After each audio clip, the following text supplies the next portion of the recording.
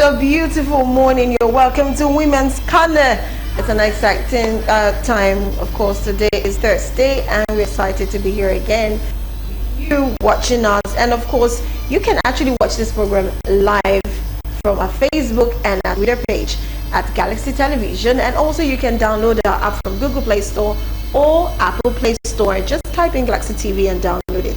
It's part of the program. It's good to be here, and I have in-house guests and Zoom guests that will be joining us. I'll be talking about family and motherhood. Remember, Women's Corner is all about women supporting women, and women empowerment. Anything that has to make sure that they stand confident in whatever they do and pursue that goal with all confidence is why we are here. Anyways, my name is Rose Blossom. You're welcome again. Let's go for a short break, and of course, when I come back, we'll be introducing our guests to you. Stay with us.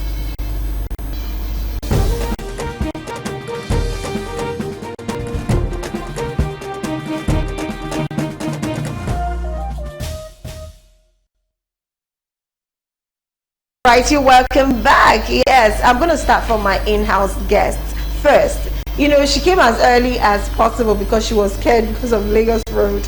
And when she told me, I'm in the office, and I, why you're in my office at this time? She was like, she's probably just, you know, trying to avoid the traffic that happens in Lagos.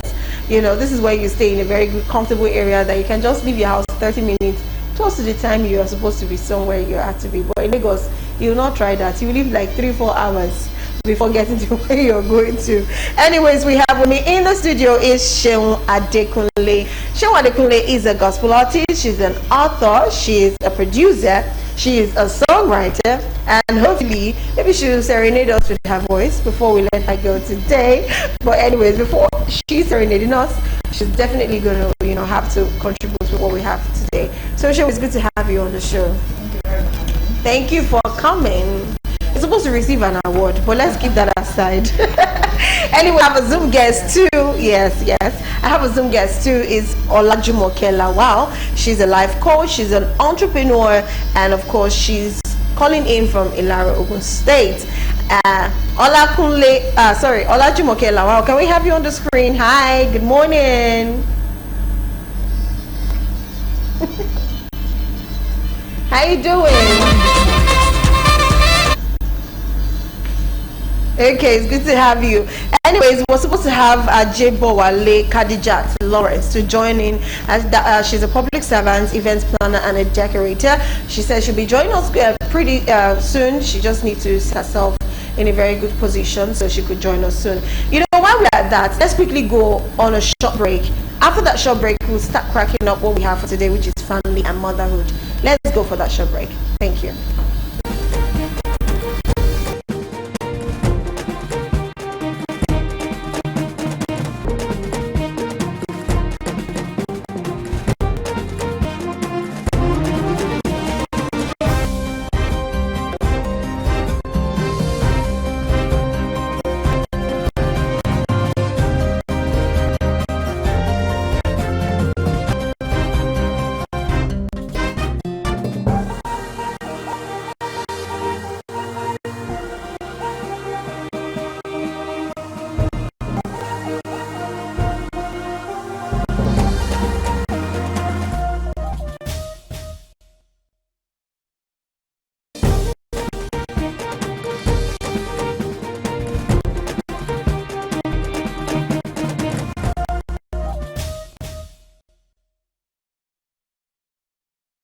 Right, welcome back. Okay, so I'm going to first ask Seun Adekunle first.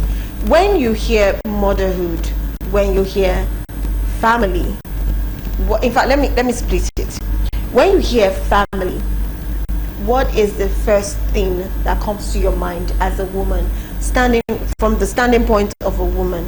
When you hear family, even when you were single, how did you describe family to be? And when you know, got settled, how did you now say, okay, this is actually how family should be, and this is what family is about? In just a few minutes. Well, for me, I believe, while I'm single, I believe family is just all about having a dad, a mom, and kids. Of course, when I got married, there's surprise. You realize that it's beyond just having a man and a woman, but a wife having kids. There's what we call responsibility. Everybody having their own responsibility. Of course, the woman has has their own special and unique responsibility. So I realized that when I got married. Great, amazing. I love that one because I had to just separate it because when you're single, there's a way you look at family. Oh, I'll just give birth to children, I take care of my husband, and that's it. But when you get in, you see that it's a different ballgame entirely. Beautiful one. I'm going to ask Olajumoke. Wow. Now, when you hear motherhood, at first, when you were single, you're in motherhood. Okay, I'll just give birth, take care of my kids, and I'm fine. That's it. Take care of my mother-in-law, take care of my my husband, and that's ended. But when you entered the marriage, you saw a different thing. So kindly explain the difference when you were single and when you got married, so that people understand what motherhood really is. Let's hear you, Olajumoke. Actually, for me, when I was single, I used to think that okay, motherhood is just about you give birth and then you nurture your children and all of that. Of course, it's just that there's a bit additional difference to it, and the difference now that I have to is that more responsibility, because you need to be very, very sensitive. You need to be very, very attentive and so motherhood is a lot of responsibility. So that's the reason why it takes very. That's the reason why before you can plan to be a mother, you must prepare. If you become a mother all of a sudden, and it's quite strange, you don't know how to jungle all of everything together. But if you are prepared, your mind, okay, this is what I want to do, and this is what motherhood is all about. You'll be able to manage this. I will not lie to you. Motherhood is a lot of responsibility. For me. Okay. Lord. Okay. So I'm good. It's a different thing. Sentence. So now she said motherhood. According to Jumoke, she said motherhood is a lot of things. Yeah. Now, what is that thing? What is that special thing or that different thing that a lot of mothers don't understand about motherhood? Or you've seen some parents being mothers, but you feel like does she understand that this thing comes with motherhood, but they keep leaving it or they try to escape that responsibility? What are those ones that you've noticed that you think a woman should always stay focused on? Well, I've observed a couple. Okay. One of these is that I realized that, back in the day, our mothers then, they understood in a way, but our mothers in this generation, they really want to have that life going on for that single extended marital status. They just want to have that life in me, my initial, I like to put it that way. But the thing is, when you get into marriage and motherhood sets in, your life totally changes. There's nothing like that me time you get. So it's a time for you to invest apart from your husband in your kids. And I usually tell some people who like to abandon their kids to take care of somebody like house help or relatives. Some people, as far as dumping them with their grandparents, it's not, so if you ask me, it's not even like this, especially in the early stages. So that early stage is very, very important. That's why you lay the foundation of their lives. If you allow somebody else to lay that foundation for you instead of you, they're going to pay for it in the future. It comes with a sacrifice of you putting down, just like I said earlier, your life change.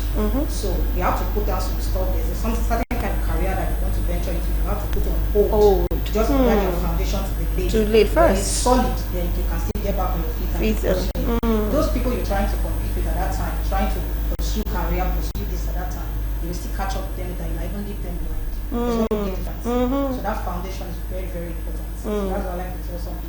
And again, there's no timing to having a career. I've seen women at their old age, I've seen men at their old age, getting their PhD, getting their doctorate degree and all of that. They become much better, like you will not start wondering, how can this man still be going to school? It's because he needed to lay probably a foundation first. That sacrifice for the family first before going. So I'm going to hear from you, Jumoke. Do you have something else that you've noticed from some women with kids, obviously the motherhood, now that you think they always try to skip or evade or run away from, which is something that it is paramount that every mother must focus on and be responsible for? Let me hear from you.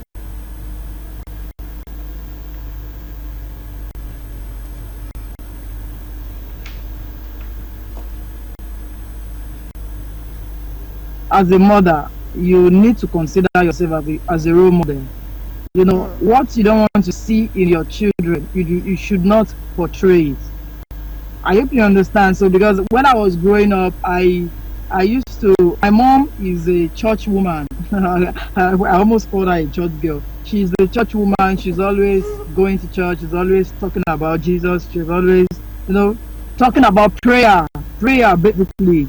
Because she loves to pray morning, night, anytime. Anytime she's not talking, she's praying. So, and that helped me to develop habits of prayer. Even as a teen, I pray, I hear God while I was 10.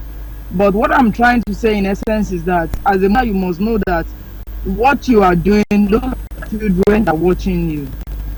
You are a role model. You are their first role model. Before they go out, say, oh, Sarah Ferradrotoye is my role model. Ibukun Awoshika is my role model. You are their first role model. So, and that's the reason why what you don't want to see in them, you should not portray. That's the first thing for me. Especially from experience, I got to know that a lot of things that I do, my children, whether my son or my daughter, they do it. And when I got the first time I noticed it, and I said, oh, this boy is really watching. And you think, okay, they are not watching you and all of that. Even as a 4-year-old boy, he has studied a lot of things about me, especially my singing. I can't be talking. I can do my talking, and I want to talk to him. I want to communicate with him. I can just sing for him, and he will understand what I'm trying to say. And anytime he wants to talk to you, just think, and I will understand. Sure, you understand. So, as a mother, you must know that you are a role model. So, anything you don't want to see in your children, you should not portray it.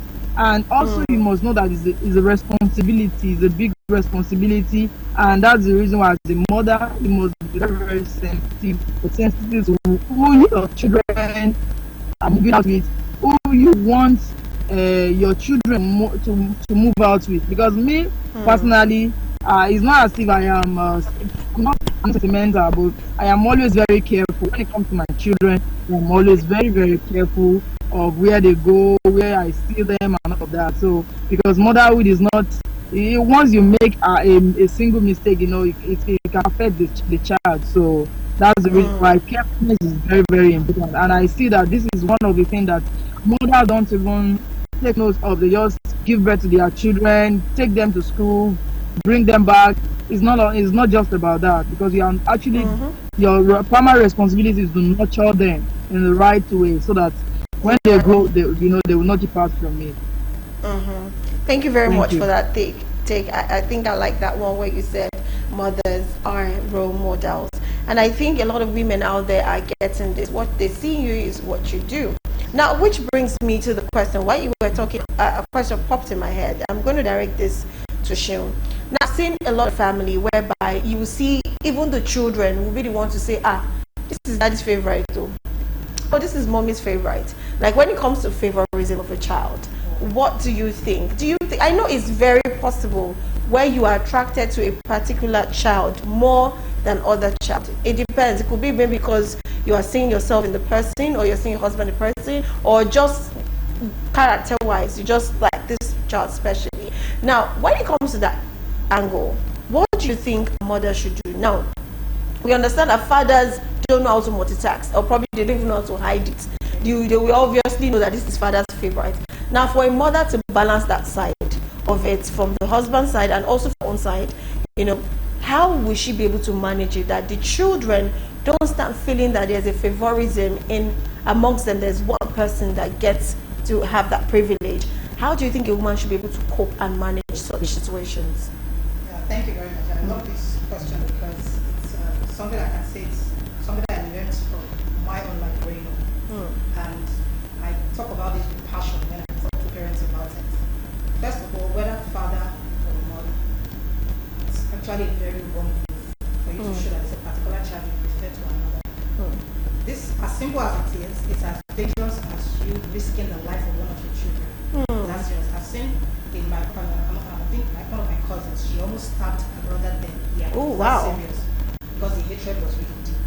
I'm assuming that this is mommy's favorite. That's why I get away with it. That's why I get away with that. I was going to certain details, but just like I'm saying from experience. So I usually tell parents, whether father or mother, you should have an understanding with yourself. Yes, there's a possibility that you like this more than that. For so many reasons, maybe they look like your spouse will do this or that. It's fine, but let that be inside of you. Don't make it so obvious, especially in the cases where the person you prefer is the younger and not the older. Very dangerous move, because it will fuel disrespect from the younger one to this one. After all, this one is treated special. This one does something wrong, he gets or she gets away with it. The other does something wrong, gets away with it and stuff. So it's a very dangerous place to be. So even if this is the one you prefer to be mother, you should love them equally. That's your job as a mother. Even if the fathers can't even manage that, as a mother, it's your job to love them equally. Is there a way they can actually do it? Because some people try to hide it, but they cannot just help it. They just show it. Because I don't believe that there's no how you can hide it. Here's the scenario that will make you better. Okay. At your place of work, let's say you have like two, there's the main boss, and there's like the next to the boss, right? Yeah. Let's say the general manager is your favorite, and the CEO, you don't really like him because of the way he talks and all of that. He pays your salary, right? You dare not go and show your boss. Definitely, you won't dare it. If you can manage that, I'm double sure you can manage that. Oh, so if good you want to example. buy gifts for your kids, for example, you buy for this, you buy for that, even though you know you love this. If this one is doing well, I think maybe like a certain subject in school, and this doesn't do it, there's a particular subject that another person can do well. So as you're hyping this one, hype the other one. When they do right, appreciate them. When they do wrong, correct them. But when they also do right, hammer that more than when they do wrong. So not like you have to say, why can't you just be like your brother? Why can't you just be like this? No. Everybody has their own uniqueness. Exactly. So if there's a unique thing you like about this child, there must be something else unique about this child that you like. Yeah. You can't tell me there's nothing obviously. And it came from you. The child came from you. So it's your blood, your gene that the child has. Okay, I like that one. Very good example about the boss. You know, you have a boss. You will not disrespect your boss. If not, you will not collect salary, which is very simple. So you can always manage your love. Don't show favoritism to any child, like she said. Always make sure you love them the same way. That is how you can maintain their family. And if your husband is doing so, call him aside and talk to him, so he doesn't create enmity between the children. So I'm going to ask Jumoke, now let's talk about raising children, the boy and the girl child. Now we know that in time past we have our parents always, taking the girl to the kitchen, doing the home chore, while the boy is probably playing games or just sleeping or doing something. Now it has changed a whole lot.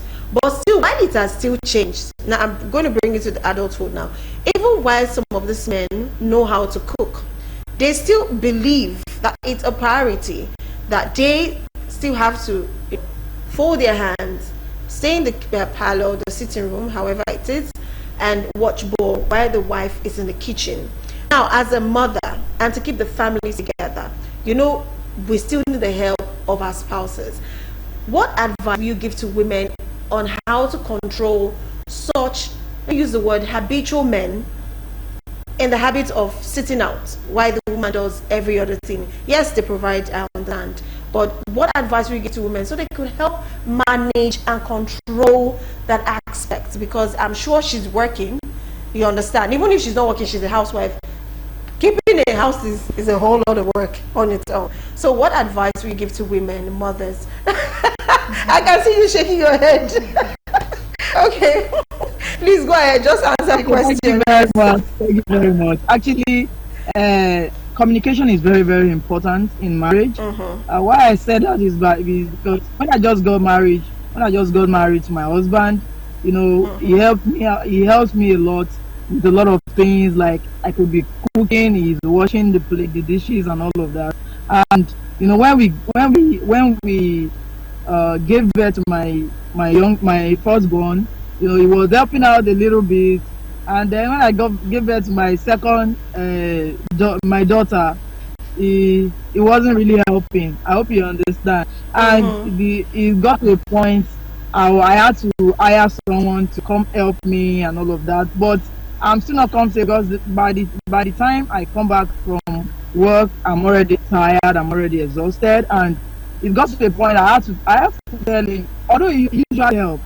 The reason it doesn't help most time is because it's not always available. It's not always around the time I needed him to help me do those things. So Okay. and the time there are sometimes he's around, we be playing game. My husband and game.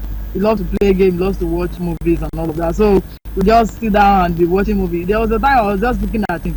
I would be looking and be looking, and it got to a point I had to call him. I said, I said, I want to talk to you. I said, this thing you are doing, I don't like it. I just spoke to him. I said, this I don't like. Okay, wait. My husband is the kind of very sorry if you are watching me. When he comes back from work, we have laundry baskets in the house. We just drop his clothes, go inside, freshen up, take another clothes. And I'll be like, there's laundry basket, please go and drop this clothes. He didn't really take it serious until I was very, very serious about it. And I talked to him, and ever since then, he changed. Anytime he's around, he's always like, okay, what do you want me to do for you? Okay, what do you want me to do for you? Sometimes I say, it's okay, just sit down, don't worry.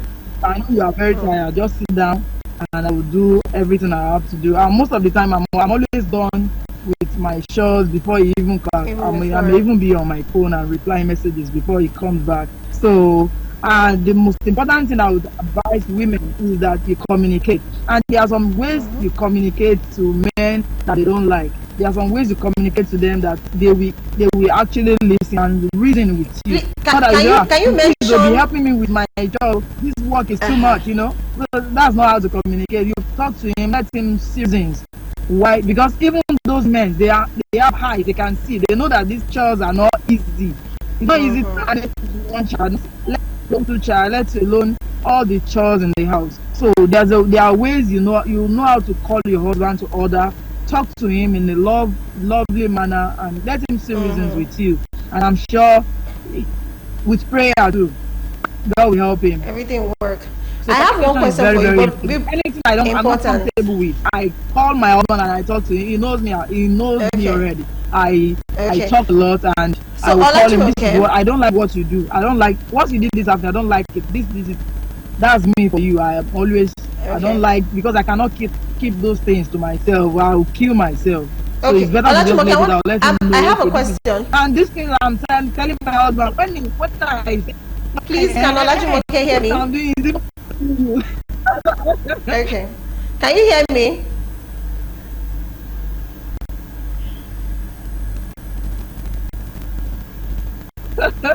But when it's not reasoning with me, he said I'm sorry.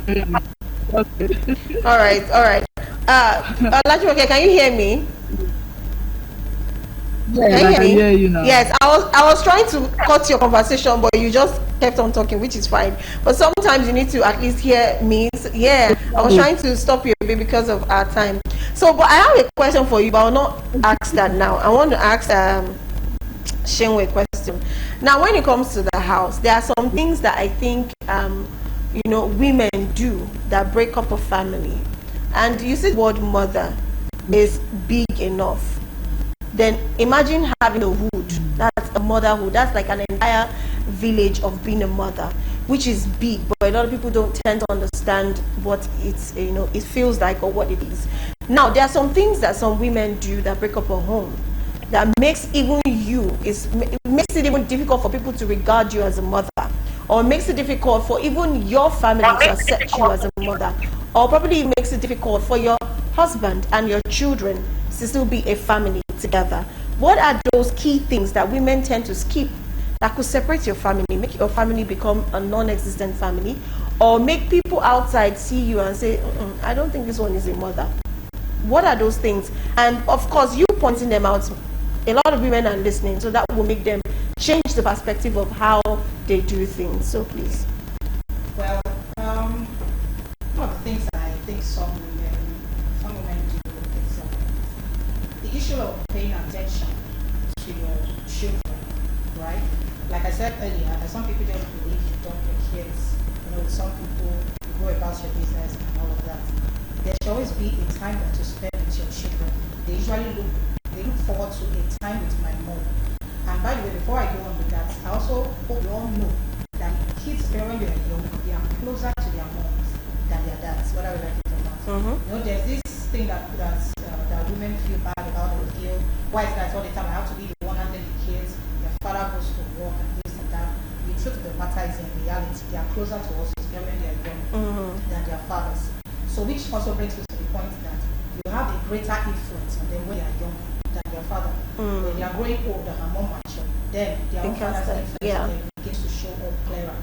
So that season, if you are not available at that season, if somebody else outside should do the work for you, you have to pay for it in the future. So one of the things is, as little as when you come back from work, if you are in working time, what happened in school today, it's not just how was school today, I'm fine. It doesn't just go there. Sometimes they could be bullied in school. Just with them? Yes, they could be bullied in school, and you just have to be scared that if I tell mommy my grandparents the same in school, so they might not want to come out and say I was bullied in school. So they'll be like, okay, are you sure today was fine? Like my own son, I like to take a walk with him and ask what happened in school today. It's not how was school. What happened in school today? Anything fun happened? You tell you about it. Okay, did anybody beat you? Did you fall down? Did you cry today? So all those technical questions now start to okay, this happened, that happened, so you all those stuff. And then always try to avoid overreacting. Because once you overreact, especially they tell you about something bad that they did. And you overreact. True. Someone like me, that's where I was when I was growing up. It's not even I'm so sorry to even cause you. It's not about somebody like you. Yes. If I tell you something and you overreact, I don't think I will ever come to tell you something again. And it's kids are natural. Like that. Yeah. Especially if you are the type of parent, not that some parents, you like to go and create some kind of funny scene and embarrass your child. Especially if they are the type that are introverts. That is the end. So if they know how to share those information with the wrong person outside, we will give them the wrong information. We pay for it in the future. So another thing is, apart from the issue of giving them attention, showing them love. Now, I understand. I'm a woman, obviously, I understand. The stress that we go through, especially during the season of pregnancy, when we are nursing our kids, when they are still toddlers, can be very crazy. I can understand. But regardless, the kids are not to be blamed. Just understand that they are not to be blamed, really. I know it sounds as if it's easy. I've been through it, so I know. It's easy to say, but by experience, I know it's going to feel that way, but it's not their fault. You and your husband, you made a decision. You are ready to get pregnant. You are ready to bring these kids to the world. They didn't force you to bring them. So even if once in a while those frustration, postpartum depression sets in, don't take it out on them. Naturally, we want to do that once in a while. It's okay, but try and make sure the child understands, because it will place a mark. On them. I'm sorry the way I did it. It's not, I don't hate you. I'm not. It's just that I'm just tired. I tell my boy as young as it's just 3+. I tell you, mommy loves you, right? He say yes, but I was just tired. So mommy is tired. I say yes. I say okay, maybe you can rest. You understand? So if they don't understand, they'll see it as you hate them. They'll grow up with that mentality, and then they'll transfer the same thing to the next generation of kids they're going to bring to the world. So that's another thing we should also check. Then at the end, of course, like the issue of favoritism that we talked about earlier, another thing. When you love this one another, it has happened. I don't want to go into that. So you've seen situations where you have to divide the family into 2, sometimes into 3. This and daddy, this is the favorite, this and that. There's no unity. Even the Bible says a house that is divided, that is against them, cannot stand. Definitely. So if there's no unity, then I don't know what exactly is your job as a mother. Because even the scripture says that it's a wise woman that builds it. A foolish one pulls it down. Right? Very true. So it's not the job of the father, really. There's a reason why the Bible said so. So even if as simple as between kids and their father, it's your job to make sure that there's a bond. Because sometimes the father will just be all about making money, getting the contract, coming home tired, going to school, stay away. Say, please try to be making time for the kids. It should not be feeling that you are not around. So it can be, if you are the busy kind of father, it can be 1 Saturday in the month, 2 Saturdays in the month, just the family get together and try and bond among other stuff. Okay, thank you very much. I love those 3 points. The first one is no favoritism, try to bond the family. The second one is love, and the other one is attention. So those 3 things are the key things every woman needs to put into consideration. And I love what you said. You said something which is very paramount, which our parents in those days did really do. Mine did, but they did it in another form. They don't come out and say sorry. Yes, they don't come out and say sorry. They will just say, oh, yeah, come and take. That's their own way of saying sorry. But I like it now that we're learning how to tell young children, I'm so sorry, I didn't mean it that way. This is what you did wrong. That was why I did this. Okay. Then even your child sometimes can advise you. I've seen where children advise you, Mommy, if you know I did something like that, instead of doing it this way? Why not do it this way? It helps. I think it's good you listen to that child because the child knows what gets to her or him, and she doesn't want to feel bad about you. Have this mentality of you. So I think it's a good one. So I'm going to ask this question before we go. I'm going to ask Jumoke this question. You were saying you were gisting. I know your husband is watching, so you were gisting about your husband, and all of that. I just want to ask this: why do you think women and men, families, homes, mostly like to say, Emi to call? They are telling their child, Emi to call ya Moses. Okay, Emi to call Daddy Oyin. Why don't they use those sweet words that they use? Or do you think it's not relevant? Do you think it doesn't affect the child too? Because I feel like it's something they saw their parents do. They might also do that thing. Is it out of respect? I just need to understand why. I don't even know if you have the right answer, but I think from people's experience, you might be able to share one or two. In just 1 minute, please. Just 1 minute, Jumoke. So please go ahead. And why some people does not use those sweet words actually is very good because it makes your children to understand that there is actually love. It helps them to understand love and also understand that their parents love each other, even no matter how young they are. Yeah, as I am, my son calls me what my husband calls me, and he calls my husband what I call my husband. I hope you understand. So it's very, very important. It's not out of place anyways. It always create bond, create the love, make the love sweeter. It's very good, honestly. It's very, very. I don't know why you'll be calling your husband a Yadoyin or something. I don't know. That name is very awkward. So I think it's the best thing is to call your husband sweet names, especially if you love each other. Why not? Why not use the right words, sweet words, to create more affection to the family and all of that. It's very good. It's very okay. Thank you very much. Yes, thank you very much. I totally agree with that one because I've even seen where it has gotten so bad that when the son, maybe the father, says, go and call Mama Nonso, and the child will reach there and say, instead of saying me, Daddy is calling you, he's going to go and say, Mama Nonso, Papa Nonso is calling you. I'll be like, what? So you can imagine. I just wonder the kind of mentality that child is actually growing up with. Okay, this is a fabulous section. I want to say thank you very much, Olajumoke Lawal, for joining us. Olajumoke Lawal is a life coach, entrepreneur, and she has a free training up very soon. She's yet to send the flyer, but once she sends the flyer, I'm going to flash it on the program. So anyone close to that our area could actually join in. It's totally free. And of course, I have Sheun Adekunle here too, a gospel artist, author, and a producer, songwriter.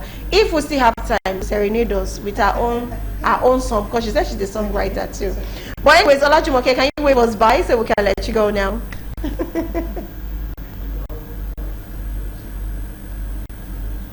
All right, thank you. Bye. Okay, so now this time we're going for cooking tips. Let's go see how to cook seafood okra. Actually, for the first time, when she sent me this video, I was like, oh really, there's seafood okra. Okra is okra. You put meat, anything you put it. But chefs, they like to garnish and spice things up. So let's go seafood okra. I'll be right back to the studio. Let's make seafood okra. So this meal is very simple, very easy to make. Let's go through our ingredients. We have our snail, we have our crab, we have our jumbo prawn, medusa fish. You can use any fish of your choice. Onion and pepper mix, palm oil, a vegetable, okra, crayfish, salt to taste, nut cubes, and bouillon powder. In here, we're going to be putting our pepper mix to the oil. Allow that to simmer. Then you add up your snails and your fish. Remember, you can use any fish of your choice. You're just building flavors, bringing out those flavors for the base of the soup. Add our salt and seasoning cubes. Remember, this is seafood. You can use any seafood of your choice. We're adding our prawn now. We're adding our prawn. Yes, we're going to cover that up and allow that to simmer. Wow. Now we'll bring out our fish. We don't want our fish to break, so we have to bring it out. We introduce our crabs. Remember, we are building flavors for the base of the soup. Now we'll add up our crayfish, seasoning cubes, little salt, then we stir that up. At this point, we introduce our okra. We pour in our okra, give that a good mix. Remember, you can add any seafood of your choice. We're adding our dry fish now. Then putting back our fish and our prawn. Remember, we brought it up for, so we're going to be putting it back. Allow that to simmer. Look at how it's boiling. You can add up any seafood of your choice. Now we introduce our vegetable. We don't want the vegetable to be too soft, so do well to check, do well to watch, so you don't overcook your vegetable. Now see how sizzling, how that pot of soup is sizzling. The taste is like out of this world. You can pair with any of your choice. Hope you enjoyed the video. It's Cherry Street here. Please don't forget to follow me on my business page at cherry_treats on IG. Also my personal page at Peace Alize on IG.